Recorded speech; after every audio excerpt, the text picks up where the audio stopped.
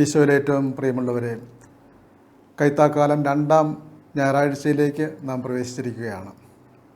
കൈത്താക്കാലത്തിൻ്റെ ഒരു അടയാളമായി, സിമ്പലായി ഉള്ള ഒരു ഐക്കൺ ഉണ്ട്. പല സ്ഥലങ്ങളിലും അതാണ് പ്രദർശിപ്പിക്കുന്നത്. ഒരു മുന്തിരിച്ചെടി, ഈശോ മധ്യത്തിൽ ഉള്ള ഒരു മുന്തിരിച്ചെടി, അതിൻ്റെ ശാഖകളായിട്ട് ശിഷ്യന്മാരെ അവതരിപ്പിക്കുന്ന മനോഹരമായ ഈ ഐക്കൺ കൈത്താക്കാലത്തിൻ്റെ ആത്മീയതയെ വെളിവാക്കുന്ന അത് വെളിപ്പെടുത്തുന്ന ഒരു അടയാളമാണ്. കൈത്താക്കാലം ഫലം പുറപ്പെടുവിക്കുന്ന കാലമാണ്. ഈശോയോട് ചേർന്ന് ദൈവികമായ ഫലങ്ങൾ പുറപ്പെടുവിച്ചവരാണ് ഈശോയുടെ ശിഷ്യന്മാർ. ഇതുപോലെ നാമും ദൈവികമായ ഫലങ്ങൾ പുറപ്പെടുവിക്കണമെങ്കിൽ ഈശോയുമായി അഗാധമായ ഒരു ബന്ധമുണ്ടാകണമെന്ന് കർത്താവ് പ്രസ്താവിക്കുന്ന ഭാഗമാണ് ഇന്നത്തെ സുവിശേഷം. യോഹന്നാൻ്റെ സുവിശേഷം 15-ാം അധ്യായം 1 മുതൽ 8 വരെയുള്ള വചനങ്ങളാണ് ഇന്ന് നമ്മൾ ധ്യാനവിഷയമാക്കുന്നത്. നമുക്കറിയാം, യോഹന്നാൻ്റെ ഈ സുവിശേഷ ഭാഗം, അതിൻ്റെ പശ്ചാത്തലം ഈശോയുടെ അന്ത്യത്താഴ വേളയിൽ അതേ തുടർന്നുള്ള അന്ത്യത്താഴാനന്തര പ്രഭാഷണമാണ്, വിടവാങ്ങൽ പ്രഭാഷണം എന്ന് പറയുന്ന സുവിശേഷത്തിലെ ഏറ്റവും ദീർഘമായ പ്രഭാഷണ ഭാഗമാണ്. അതിൽ ഈശോ വ്യക്തമാക്കുന്ന കാര്യമാണ്, ഞാൻ സാക്ഷാൽ മുന്തിരിച്ചെടിയും എൻ്റെ പിതാവ് കൃഷിക്കാരനുമാണ്. ഈശോ തന്നെ ഒരു മുന്തിരിച്ചെടിയായിട്ട് ഉപമിക്കുകയാണ്. അതിലെ ശാഖകളാണ് ശിഷ്യന്മാർ എന്ന് വ്യക്തമാക്കുകയാണ്. നമുക്കറിയാം, യോഹന്നാൻ്റെ സുവിശേഷം ആരംഭിക്കുന്നത് തന്നെ മുന്തിരിയിൽ നിന്നുള്ള വീഞ്ഞ്, സമൃദ്ധമായ വീഞ്ഞ്, വെള്ളം വീഞ്ഞാക്കി മാറ്റുന്ന അത്ഭുതം കൊണ്ട്. അതാണ് ഒന്നാമത്തെ അടയാളം. ഈ വീഞ്ഞ് എന്ന് പറയുന്നത് തന്നെ, സമൃദ്ധമായി വീഞ്ഞൊഴുക്കുന്നത് മെസ്സിയാനിക യുഗം കർത്താവ് സ്ഥാപിക്കുന്ന വരാനിരിക്കുന്ന മിശിഹായുടെ ഒരു പ്രതീകമായിട്ടാണ് പഴയ നിയമ ജനത വിശ്വസിച്ചിരുന്നത്. അതുകൊണ്ട് നമുക്കറിയാം, പഴയ നിയമത്തിലേക്ക് നോക്കുമ്പോൾ സംഖ്യയുടെ പുസ്തകം 13:23 കാനാൻ ദേശത്തെ ഒന്ന് സ്പൈ ചെയ്യുവാൻ, രഹസ്യമായി നിരീക്ഷിക്കുവാൻ പോയവർ, അവർ കാനാൻ ദേശത്തിൽ നിന്ന് ഒരു പ്രതീകാത്മകമായിട്ട് കൊണ്ടുവരുന്നത് ഭാരമേറിയ മുന്തിരിക്കൊല വഹിച്ചുകൊണ്ട് വരികയാണ്. കൂടെ മറ്റ് പഴങ്ങളെല്ലാം ഉണ്ട്. അതെല്ലാം കാണിച്ചു കൊടുത്തു. അപ്പോൾ കാനാൻ ദേശം സമൃദ്ധമായ മുന്തിരി വിളയുന്ന ദേശമാണ്. അതിൻ്റെ അർത്ഥം എന്താണ്? സമൃദ്ധിയുടെ പ്രതീകമാണ്, ദൈവാനുഗ്രഹത്തിൻ്റെ പ്രതീകമാണ്. അങ്ങോട്ടാണ് നിങ്ങൾ പോകുന്നത്. ഈശോ പറയുന്നത്, ഞാൻ സാക്ഷാൽ മുന്തിരിച്ചെടിയും. ഇതിൻ്റെ അർത്ഥം എന്താണ്? പഴയ നിയമ ജനതയെക്കുറിച്ച് പറയുന്നത് ദൈവത്തിൻ്റെ മുന്തിരി തോപ്പാണ് പഴയ നിയമ ജനതതി. ആ ചെടികളിൽ ചിലത് കയ്പുള്ള ഫലങ്ങൾ പുറപ്പെടുവിക്കുന്നതായിട്ട് യെശയ്യായുടെ പുസ്തകത്തിൽ 5-ാം അധ്യായത്തിൽ വായിക്കുന്നുണ്ട്. സങ്കീർത്തനം 80:8 മുതൽ 10 വരെ, ജെറമിയ 2:21, എസെക്കിയേൽ 15:2, ഹോശയ്യ 10:1 ഇതൊക്കെ സൂചിപ്പിക്കുന്നതാണ്. മർക്കോസിൻ്റെ സുവിശേഷം 12-ാം അധ്യായം, മത്തായിയുടെ സുവിശേഷം 20-ാം അധ്യായമൊക്കെ ആരംഭിക്കുന്നത് മുന്തിരിത്തോട്ടത്തിൻ്റെ ഉപമ കൊണ്ടാണ്. ഇതെല്ലാം ഈശോയെ സൂചിപ്പിക്കുകയാണ്. ഈശോ ആണ് യഥാർത്ഥ മുന്തിരിച്ചെടി, സാക്ഷാൽ മുന്തിരിച്ചെടി. അതിനൊരു കാരണം കൂടിയുണ്ട്. ഈ മുന്തിരിച്ചെടി വഹിച്ചുകൊണ്ട് വരുന്ന, മുന്തിരിക്കൊല വഹിച്ചുകൊണ്ട് വരുന്ന ആ ഓർമ്മ നിലനിർത്തിക്കൊണ്ടാണ് ഇസ്രായേൽ ജനം ജെറുസലേം ദേവാലയം പണികഴിച്ചപ്പോൾ അതിൻ്റെ മനോഹരമായ കവാടത്തിൽ ഭീമാകാരമായ കൂറ്റൻ മുന്തിരിക്കൊല സ്വർണം കൊണ്ട് അലങ്കരിച്ച് വെച്ചിരുന്നു എന്നാണ് ചരിത്രകാരനായ ഫ്ലാവിയസ് ജോസഫ്. അദ്ദേഹം പണ്ട് ഒരു യഹൂദ പുരോഹിതനായിരുന്നു. പിന്നെ റോമൻ പക്ഷത്ത് ചേർന്ന ഫ്ലാവിയസ് രാജാവിൻ്റെ ചക്രവർത്തിയുടെ പേര് സ്വീകരിച്ച വ്യക്തിയാണ്. അദ്ദേഹം എഴുതുന്നത് ഈ ജൂയിഷ് വാർ, യഹൂദ യുദ്ധങ്ങൾ എന്ന പുസ്തകത്തിൽ അദ്ദേഹം 5-ാമത്തെ പുസ്തകത്തിൽ എഴുതുന്നുണ്ട്. ആ ദേവാലയത്തിലേക്ക് പോകുമ്പോൾ എല്ലാവർക്കും കാണാൻ സാധിക്കും, ഒരു മനുഷ്യൻ്റെ അത്രയും വലുപ്പമുള്ള മുന്തിരിക്കുലകളാണ് അവിടെ സ്വർണം കൊണ്ടുള്ള മുന്തിരിക്കുലകളാണ് അവിടെ തൂക്കിയിട്ടിരിക്കുന്നത്. അതിൻ്റെ അർത്ഥം, ഈ ജെറുസലേം ദേവാലയത്തിൽ പ്രവേശിക്കുന്നവർ കാനാൻ ദേശത്തിൻ്റെ ആ സമൃദ്ധി അത് പൂർണ്ണമായി അനുഭവിക്കുകയാണ് എന്ന് വ്യക്തമാക്കാൻ വേണ്ടിയാണ്. അപ്പോൾ അങ്ങനെ എല്ലായിടത്തും ദൃശ്യമായ ഒരു അടയാളമാണ് സ്വർണം കൊണ്ടുള്ള ഈ മുന്തിരിക്കുല. ഈശോ പറയുകയാണ്, ഞാനാണ് യഥാർത്ഥ മുന്തിരിച്ചെടി. അപ്പോൾ ഈ സ്വർണം കൊണ്ടുള്ള മുന്തിരിയേക്കാളും പഴയ നിയമത്തെ കാണുന്ന മുന്തിരിയുടെ പ്രതീകങ്ങളെക്കാളും എല്ലാം ശക്തമായിട്ടുള്ള ഒരു സാദൃശ്യമാണ് യോഹന്നാൻ്റെ സുവിശേഷം 15-ാം അധ്യായത്തിൽ ഈശോ അവതരിപ്പിക്കുന്നത്. ഇതൊരു ഉപമ എന്നതിനേക്കാൾ ഉപരി ഒരു സാദൃശ്യം, ഒരു മെറ്റഫറാണ്. എന്ന് പറഞ്ഞാൽ ഈശോ ഈ യഹൂദന്മാർക്ക് പരിചിതമായ അടയാളങ്ങളിലൂടെ വലിയൊരു സത്യം വെളിപ്പെടുത്തുകയാണ്. എന്താണ് പറയുന്നത് കർത്താവ്?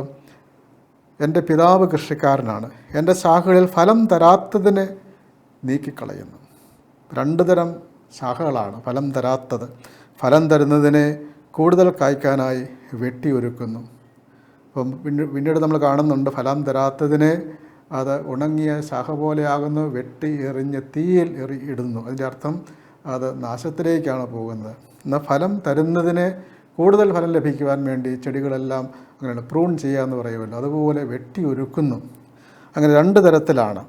കൂടുതൽ ഫലം തരുവാൻ വേണ്ടി വെട്ടിയൊരുക്കുന്നു, ഫലം തരാത്തതിനെ അത് വെട്ടിക്കളയുന്നു. എന്നിട്ട് കർത്താവ് പറയുകയാണ്, ഞാൻ നിങ്ങളോട് പറഞ്ഞ വചനം നിമിത്തം നിങ്ങൾ ശുദ്ധിയുള്ളവരായിരിക്കുന്നു, നിങ്ങൾ എന്നിൽ വസിക്കുവിൻ. അപ്പോൾ കർത്താവിൻ്റെ ആ അതിൽ ശുദ്ധിയുള്ളവരായി മാറി. കാരണം കർത്താവ് പാദക്ഷാളനത്തിൻ്റെ ഒരു സൂചന കൂടെ കാണിക്കുകയാണ്. അതിനുശേഷമുള്ള സംഭവമാണല്ലോ ഇത്. അപ്പോൾ ആ വചനമാണ് നിങ്ങളെ ആദ്യമായി ശുദ്ധീകരിക്കുക, നിങ്ങളെ വെട്ടിയൊരുക്കുന്നത്. ഇന്നത്തെ 1-ാമത്തെ വായനയിൽ നിയമാവർത്തന പുസ്തകം 28-ാം അധ്യായം 1 മുതൽ 14 വരെ 1-ാം വാക്യത്തിലും അതിൻ്റെ ഒരു പാരലിസം എന്ന് പറയും, 14-ാം വാക്യത്തിലും കാണുന്നൊരു കാര്യമുണ്ട്. നിങ്ങൾ എൻ്റെ വാക്ക് കേട്ട് എൻ്റെ കൽപ്പനകൾ പാലിച്ചാൽ നിങ്ങൾ എൻ്റെ ജനമായി മാറും, സകല ജനതകളെക്കാൾ നിങ്ങൾ അഭിവൃദ്ധി പ്രാപിക്കും, നിങ്ങൾക്ക് ഫലമുണ്ടാകും. അങ്ങനെ പ്രവർത്തിച്ചില്ലെങ്കിൽ നിങ്ങൾക്ക് അധോഗതിയായിരിക്കും.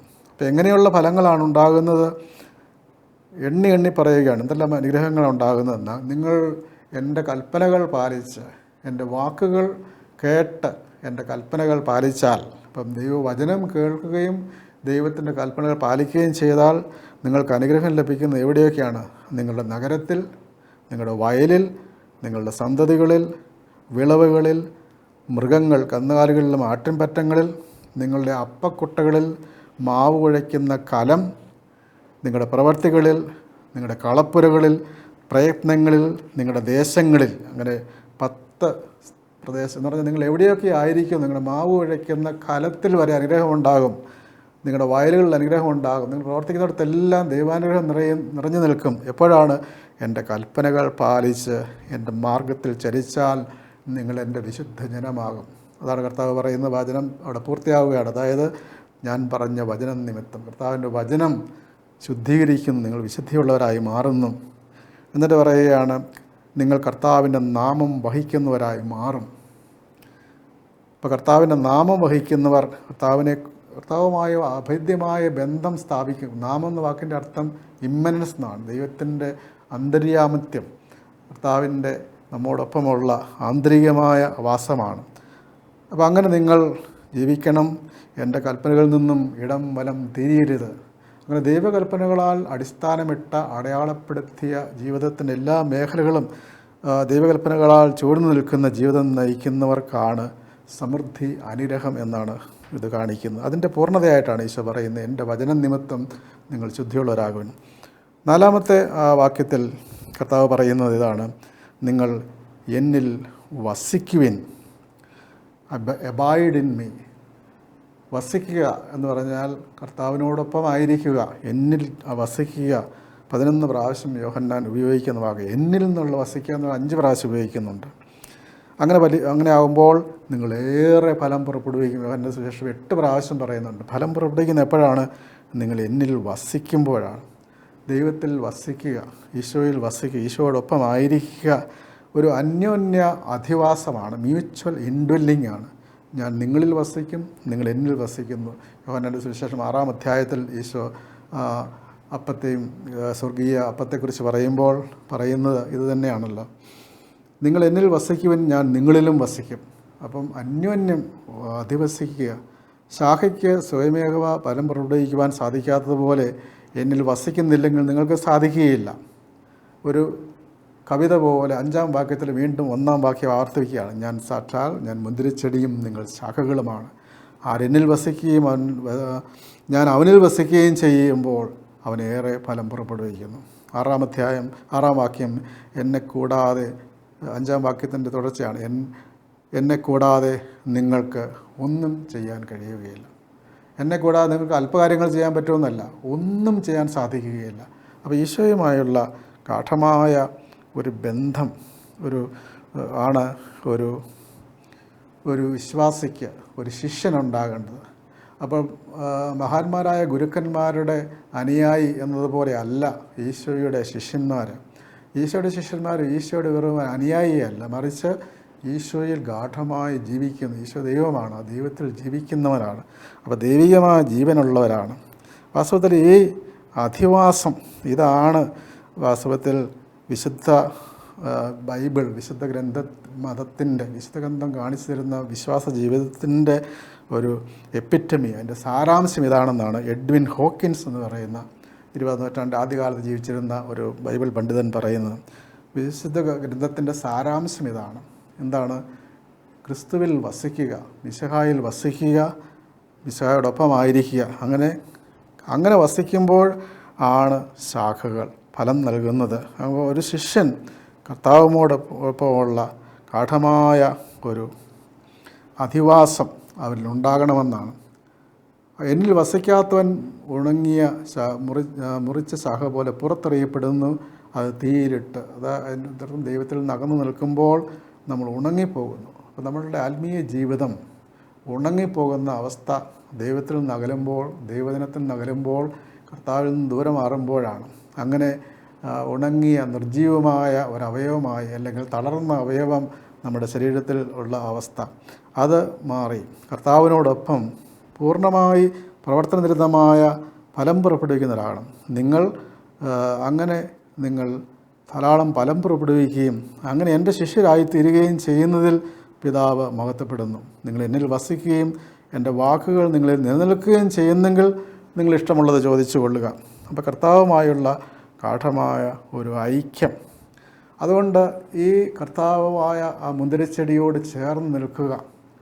പലപ്പോഴും അബ്സലൂട്ട് അഷ്വറൻസ് ഓഫ് സാൽവേഷൻ എന്ന് പറഞ്ഞാൽ ഈ പ്രൊട്ടസ്റ്റൻ്റ് ദൈവശാസ്ത്രത്തിലുള്ള ഒരാശയമാണ്. ഈശോയിൽ നിങ്ങൾ വിശ്വസിക്കുന്നെന്ന് ഒരിക്കൽ ഏറ്റുപറഞ്ഞാൽ നിങ്ങൾ രക്ഷ പ്രാപിക്കും. ഒരിക്കൽ മാത്രമല്ല, എന്നും ഏറ്റുപറയണം, നിരന്തരം അതിൽ ജീവിക്കണം എന്നുള്ളതാണ് വിശുദ്ധ ഗ്രന്ഥം പഠിപ്പിക്കുന്നത്. അങ്ങനെ നിരന്തരം ജീവിക്കാതിരുന്നാൽ ഉണങ്ങിയ ശാഖ പോലെയായിത്തീരും. അതുകൊണ്ട് ദൈവികമായ പോഷണം നമ്മൾ വലിച്ചെടുക്കണം കർത്താവിൽ നിന്ന്. ഇതേ യാഥാർത്ഥ്യം തന്നെയാണ് ഈ മുന്തിരിച്ചെടിയുടെ ഒരു രൂപകത്തിലൂടെ അവതരിപ്പിക്കുന്ന അതേ കാര്യം തന്നെയാണ് ഒലിവ് മരത്തിൻ്റെ രൂപകത്തിലൂടെ റോമാക്കാരുടെ ലേഖനത്തിൽ, ഇന്നത്തെ ലേഖനത്തിൽ 11, 17 മുതൽ 24 വരെ, കാട്ടൊലിവിൻ്റെ ശാഖയായ നിന്നെ, വിജാതീയനായ നിന്നെ, യഹൂദ ആ മതത്തിൽ നിന്നും ഉള്ള ശാഖകളെ വെട്ടിമാറ്റിയിട്ട് നിന്നെ അതിലേക്ക് ഒട്ടിച്ച് ചേർത്തു, ഗ്രാഫ്റ്റ് ചെയ്തു. അങ്ങനെ ചേർത്തെങ്കിൽ നീ വേരിനെ താങ്ങുകയല്ല, വേര് നിന്നെ താങ്ങുകയാണ്. നീ ദുരഭിമാനം വെടിയണം. അതുകൊണ്ട് ദൈവത്തിൻ്റെ കാരുണ്യവും കാഠിന്യവും നിൻ്റെ ശ്രദ്ധയിലിരിക്കട്ടെ. അതുകൊണ്ട് ഈ ദൈവത്തിൻ്റെ കൃപയിൽ നിലനിന്നാൽ നീ മുറിച്ച് മാറ്റപ്പെടുകയില്ല. ദൈവത്തിൻ്റെ കൃപയിൽ നിന്നും അകന്നു പോയാൽ നീയും ഈ യഹൂദ മതത്തിൽപ്പെട്ടവർക്ക് സംഭവിച്ച പോലെ ആയിത്തീരും. അവരെ വീണ്ടും ഒട്ടിച്ചു ചേർക്കുവാൻ ദൈവത്തിന് സാധിക്കും. അപ്പോൾ ഈ ഒലിവിൻ്റെ ഈ രൂപകം, അതുപോലെ തന്നെ ഈ പറയുന്ന മുന്തിരിച്ചെടിയുടെ ഈ സാദൃശ്യം, ഇതിലൂടെ എല്ലാം എന്താണ് വിശദമാക്കുന്നത്? കർത്താവിൻ്റെ വചനം കേൾക്കുക, അതനുസരിക്കുക അതിൻ്റെ ഒരു അഗാധമായൊരർത്ഥം കൂടിയുണ്ട്. വചനത്തോടൊപ്പം സാക്രമെൻറ്റ്, വിശുദ്ധ കൂദാശകൾ കൂടെ നാം സ്വീകരിക്കണം. അതാണ് ഒലിവ്. ആ ഒലിവിൽ നിന്നുള്ള തൈലം പൂശിയാണ് ഒരുവൻ ക്രൈസ്തവനായി മാറുന്നത്. ക്രൈസ്തവൻ എന്ന വാക്കിൻ്റെ അർത്ഥം അഭിഷേകം സ്വീകരിച്ചവനാണ്, അഭിഷേകമാണ്. ആ തൈലം പൂശപ്പെട്ടപ്പോഴാണ് അത് ഒലിവിൻ്റെ തൈലമാണ്. അപ്പം അതിൻ്റെ അർത്ഥം ഈശോയിൽ അഭിഷിക്തരായി തീരുന്നവരാണ്. ആ അഭിഷേകം നിങ്ങളിൽ നിന്ന് മാഞ്ഞു പോകാൻ പാടില്ല. ഒലിവിൻ്റെ എണ്ണ നിലനിൽക്കുന്ന എണ്ണയായിട്ടാണ് സങ്കല്പിക്കുന്നത്. അതുകൊണ്ട് ഈ അഭിഷേക തൈലം അത് സ്വീകരിച്ചവരാണ് ക്രിസ്മേഷൻ സ്വീകരിച്ചവരാണ് ക്രിസ്ത്യാനികൾ. അങ്ങനെ ആ അഭിഷേകം, ആ ദൈവകൃപ അതിൻ്റെ അടയാളമാണ്. അതിൽ നഷ്ടപ്പെട്ടു പോകാൻ ഇടയാകരുത്. അതുകൊണ്ട് ദൈവ ഭക്തിയിൽ ദൈവകൃപയിലായിരിക്കുക, ദൈവകൂദാശകളിൽ വളരുക. അപ്പോൾ ആത്മീയമായ ഈശോയിൽ വളരുക എന്ന് പറയുമ്പോൾ ദൈവവചനം ശ്രവിക്കണം, വിശുദ്ധ കൂദാശകൾ സ്വീകരിക്കണം. അനുരഞ്ജനത്തിൻ്റെ കൂദാശ, കുംഭസാരം എന്ന കൂദാശ, പരിശുദ്ധ കുർബാന എന്ന കൂദാശ, അത് സ്വീകരിച്ച് ഈശോയുമായ ഗാഠമായ ഐക്യത്തിലായിരിക്കണം. അപ്പോഴാണ് യഥാർത്ഥത്തിലുള്ള ദൈവിക ജീവനിൽ നമ്മൾ ഉണ്ടാവുക. അതാണ് ജീവിതത്തിൻ്റെ ദൈവിക ഭക്തിയുടെ അടയാളം. ഇന്നത്തെ ലേഖനം 2ാം വായനയിലെ പ്രഭാഷകൻ്റെ പുസ്തകം 19:25 അതിൽ പറയുന്നുണ്ട്, ഏറ്റവും ബഹുമാനം അർഹിക്കുന്ന വ്യക്തി ആരാണ് ലോകത്തിൽ? അത് മനുഷ്യനാണ്. അതായത് 19 ഏറ്റവും ബഹുമാനം അർഹിക്കുന്ന വർഗമാണ് മനുഷ്യൻ. അതാരാണ്? കർത്താവിനോട് ഭക്തിയുള്ളവൻ, ഡിവോഷൻ. ഇന്ത്യൻ വിശ്വാസസങ്കല്പത്തിലുണ്ടല്ലോ ഭക്തിയോഗ, ഏറ്റവും വലുത് ജ്ഞാനയോഗ, കർമ്മയോഗ, ഭക്തിയോഗ. ഭഗവത്ഗീത പറയുന്നുണ്ടല്ലോ, അതിലേറ്റവും വലുത് ഭക്തിയോഗയായിട്ട് അവതരിപ്പിക്കുന്നുണ്ട് നമ്മുടെ ഇന്ത്യൻ ചിന്തകൾ. അതുപോലെ തന്നെ വിശുദ്ധ ഗ്രന്ഥത്തിൽ കാണിക്കുന്നുണ്ടല്ലോ, അതാണ് കർത്താവിനോട് ഭക്തിയുള്ളവനാണ് ഏറ്റവും ബഹുമാനത്തിന് അർഹം. അപ്പോൾ ഏത് ആളാണ് ബഹുമാനം അർഹിക്കാത്തത്? കർത്താവിൻ്റെ കൽപ്പന ലംഘിക്കുന്നവൻ. അപ്പം കർത്താവിൻ്റെ കൽപ്പന പാലിച്ച് കർത്താവിനോടുള്ള ഭക്തി, ദൈവസന്നിധിയിലാണെന്നുള്ള ആ വിചാരമാണ് ദൈവഭക്തി. എന്നിട്ട് പറയുകയാണ്, ധനവാനും ദരിദ്രനും ഉത്കൃഷ്ടനും നികൃഷ്ടനും എല്ലാവരും ഒരുപോലെ ദൈവഭക്തിയിൽ മഹത്വം ആർജിക്കട്ടെ. 22ാം വാക്യം. എന്നിട്ട് പറയുകയാണ്, പ്രഭുവും ന്യായാധിപനും 24ാം വാക്യം, പ്രഭുവും ന്യായാധിപനും ഭരണാധികാരിയും എല്ലാം ബഹുമാനിക്കപ്പെടുന്നു. പക്ഷേ എന്നാൽ അവരിൽ ആരും ദൈവഭക്തനോളം ശ്രേഷ്ഠനല്ല. അപ്പോൾ ഏറ്റവും വലുത് ദൈവഭക്തിയാണെന്നുള്ള, ദൈവവുമായി ചേർന്നിരിക്കുന്ന അവസ്ഥ, ദൈവത്തോടുള്ള ഡിവോഷൻ, ദൈവ സംസർഗത്തിലായിരിക്കുക, ദൈവോപാസന, കർത്തോപാസന, അങ്ങനെയുള്ള ദൈവികമായ ഭക്തി. നമ്മുടെ കുർബാനയിൽ പ്രാർത്ഥിക്കുന്നുണ്ട്, ഭക്തിയോടുകൂടി ഈ രഹസ്യങ്ങളിൽ പങ്കുചേരുക. ഭക്തി എന്ന് പറയുമ്പോൾ ലൗകികമായ ചിന്തകളെല്ലാം മാറ്റി ഞാൻ ദൈവസന്നിധിയിലാണ് എന്നുള്ള വിചാരത്തോടുകൂടി ദൈവത്തിനു മുമ്പാകെ ഭയഭക്തിയോടുകൂടെ നിൽക്കുക എന്നാണ് പറയുന്നത്. ഭയത്തോടുകൂടെ നിൽക്കുക എന്നാണ് ശരിക്കും അതിൻ്റെ യഥാർത്ഥ വാക്ക്. അങ്ങനെ ഭക്തിപൂർവ്വം ദൈവസന്നിധി നിന്നുകൊണ്ട് ദൈവികമായ ആ വചനം ശ്രവിക്കുമ്പോൾ നമുക്ക് ദൈവത്തിന് ധാരാളമായ അനുഗ്രഹങ്ങൾ ലഭിക്കുന്നു. അതുകൊണ്ട് ഇന്നത്തെ വചനം, ഈ മുന്തിരിച്ചെടിയും ശാഖകളും, അത് യാഥാർത്ഥ്യമാകുന്നത് പ്രധാനമായും പരിശുദ്ധ കുർബാനയിലാണ്. പരിശുദ്ധ കുർബാന സ്വീകരിക്കുമ്പോൾ നമ്മൾ ഈശോയിൽ ആകുന്നു, ഈശോ നമ്മിലായിത്തീരുന്നു. വിശുദ്ധ അപ്രൻ പറയുന്നുണ്ട്, കുർബാന സ്വീകരിക്കുമ്പോൾ കർത്താവിൻ്റെ ആ മഹത്വം, കർത്താവിൻ്റെ പ്രഭ നമ്മുടെ കണ്ണുകളിൽ തിളങ്ങും, കർത്താവിൻ്റെ വചനം നമ്മുടെ കാതുകളിൽ മുഴങ്ങും, കർത്താവിൻ്റെ ആ രക്തം നമ്മുടെ സിരകളിലൂടെ ഒഴുകും, നാം പൂർണ്ണമായും കർത്താവിനോട് ചേരും. അങ്ങനെ കർത്താവ് നാമുമായുള്ള ആന്തരികമായ വലിയ ഒരു സായുജ്യം അനുഭവിക്കുകയാണ്. അതുകൊണ്ടാണ് നമ്മുടെ കുർബാനയുടെ പ്രാർത്ഥനയുണ്ട്. ഈ അനുരഞ്ജന ശുശ്രൂഷ നടക്കുമ്പോൾ കാർമ്മികം ചൊല്ലുന്ന പ്രാർത്ഥന, കർത്താവേ ഞങ്ങൾ നിൻ്റെ അധിവാസത്തിന് യോജിച്ച ആലയങ്ങളായി തീരട്ടെ. അപ്പം പുതിയ കുർബാന പുസ്തകത്തിൽ ഞങ്ങൾ നിൻ്റെ വാസത്തിന് ചേർന്നെന്നാണ്, മശറിയെന്നാണ്. വാസ്തവത്തിൽ അതിൻ്റെ യഥാർത്ഥ അർത്ഥം നിൻ്റെ അധിവാസത്തിന്, നിൻ്റെ നിവാസത്തിന്, തുടർച്ചയായുള്ള ആ വാസത്തിന് യോജിച്ച ആലയങ്ങളായി ഞങ്ങൾ തീരട്ടെ. അങ്ങനെ ദൈവികമായൊരു ഉൾച്ചേർന്ന ജീവിതം നയിക്കുവാൻ നമുക്ക് സാധിക്കണം. കാരണം നമ്മൾ കർത്താവിനോട് ഏറ്റവും അടുത്താണ്, കർത്താവ് നമ്മളോട് ഏറ്റവും അടുത്താണ്. സെൻ്റ് അഗസ്റ്റിൻ പറയും, നമ്മളെക്കാൾ നമ്മോട് ഏറ്റവും അടുത്തുള്ളത് വിശ്വസിക്കുന്ന ഒരു ഭക്തനിൽ കർത്താവ് നമ്മളെക്കാളും നമ്മളോട് അടുത്ത് കഴിയുന്നു. അങ്ങനെയുള്ള ആ ദൈവികമായ ആ അനുഭവത്തിൽ നിന്നാണ് നമ്മൾ ഫലം പുറപ്പെടുവിക്കേണ്ടത്. എന്ത് ഫലമാണ് പുറപ്പെടുവിക്കേണ്ടത്? അത് സ്നേഹത്തിൻ്റെ ഫലമാണ്. എൻ്റെ കൽപ്പനകൾ നിങ്ങൾ പാലിക്കുമെങ്കിൽ, എന്നിൽ നിലനിന്നാൽ നിങ്ങൾ എൻ്റെ കൽപ്പനകൾ പാലിക്കും. അപ്പോൾ സ്നേഹത്തിൻ്റെ, ക്ഷമയുടെ, നന്മയുടെ, ശുശ്രൂഷയുടെ ഒക്കെയുള്ള പരോപകാരത്തിൻ്റെയൊക്കെ ഫലം പുറപ്പെടുവിക്കാൻ കഴിയണമെങ്കിൽ നാം ദൈവ കർത്താവാകുന്ന മുന്തിരിച്ചെടിയിൽ ചേർന്ന് നിൽക്കണം, മുന്തിരിച്ചെടിയുടെ ഭാഗമാകണം. ഉണങ്ങിയ ശാഖ പോലെ ആകരുത്. അവിടെ നമ്മളെ തന്നെ വീണ്ടും പ്രൂൺ ചെയ്യേണ്ട ആവശ്യമുണ്ട്. നമ്മൾ ചില കാര്യങ്ങളെല്ലാം വെട്ടിക്കളയണം. ചില കാര്യങ്ങൾ അമിതമായി വളർന്നിട്ടുണ്ടായിരിക്കാം. ദൈവസന്നിധിയിൽ നിന്നും ദൈവചിന്തകളിൽ നിന്നും അകറ്റുന്ന ധാരാളം കാര്യങ്ങൾ നമ്മളുണ്ടെങ്കിൽ അതെല്ലാം തിരുത്തി കർത്താവിൻ്റെ അഭിഷേകം സ്വീകരിച്ച്, വചനം സ്വീകരിച്ച്, ശുദ്ധീകരിക്കപ്പെട്ട് ദൈവത്തിൻ്റെ സ്നേഹത്തിൻ്റെ ഫലങ്ങൾ പങ്കുവയ്ക്കുന്നവരായി തീരണം. ഇന്നത്തെ വചനങ്ങൾ അതിന് നമ്മെ ആഹ്വാനം ചെയ്യുകയാണ്. അതിന് പ്രത്യുത്തരം നൽകുവാനുള്ള കൃപയ്ക്ക് വേണ്ടി നമുക്ക് പ്രാർത്ഥിക്കാം. ദൈവം നമ്മെ എല്ലാവരെയും അനുഗ്രഹിക്കട്ടെ.